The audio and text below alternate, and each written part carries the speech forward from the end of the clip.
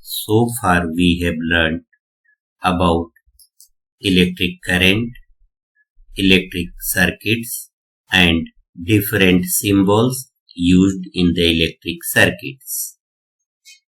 In this video, we'll learn about electric potential and potential difference.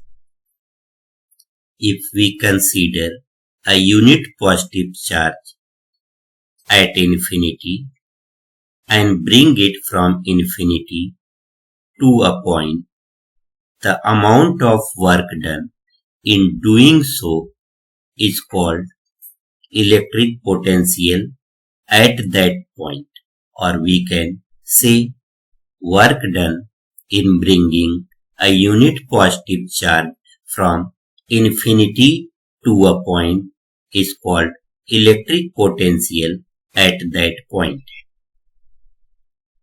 If we consider a unit positive charge at infinity and bring it to a point, the amount of work done in doing so will be electric potential at that point. And if we bring same charge from infinity to another point, the work done in doing so will be electric potential at that point.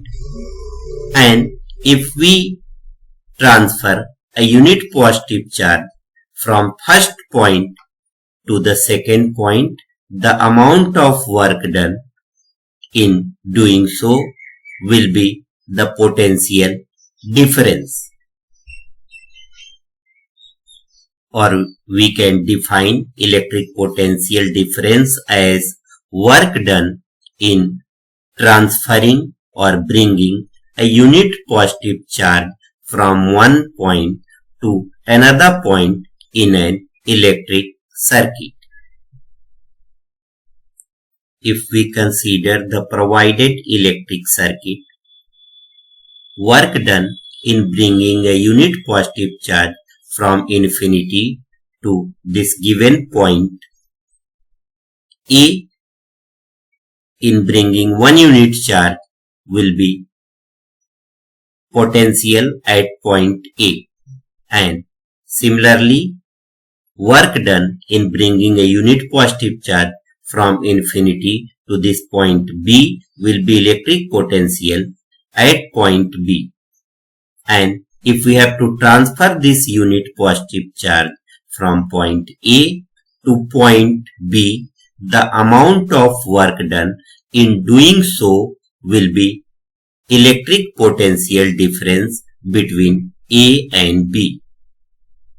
So we can consider this electric circuit once again and can see if a unit positive charge is being transferred from point A to the point B, the amount of work done will be the potential difference between point A and point B.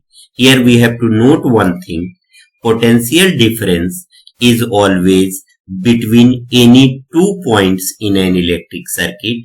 It can never be at a single point.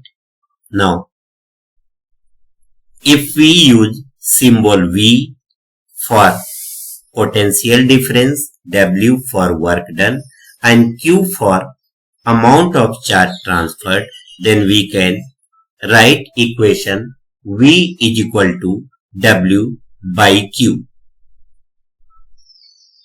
Using this formula, V is equal to W by Q, or potential difference is equal to work done by charge, we can get the unit of potential difference.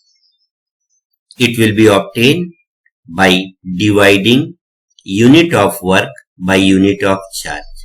So it will be joule per coulomb, and we can simply write it as J by C. And 1 joule per coulomb is also known as 1 volt.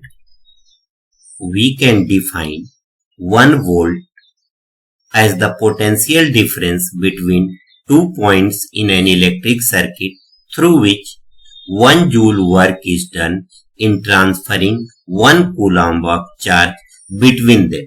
For example, if 1 coulomb charge is transferred from point A to point B, and in doing so 1 joule work is done, then we can say potential difference between points A and B will be 1 volt. Now question comes, how do we measure potential difference and current in an electric circuit? So we use instruments known as voltmeter and ammeter to measure potential difference and current in an electric circuit respectively. As you can see here is a voltmeter that is used to measure potential difference and an ammeter that is used to measure current. Normally you see this kind of voltmeter and ammeters fitted in the main starter of your water pumps. To measure potential difference and current, we must know how are voltmeter and ammeter connected in an electric circuit. So voltmeter is always connected in parallel to the load or resistance, and ammeter is always connected in series.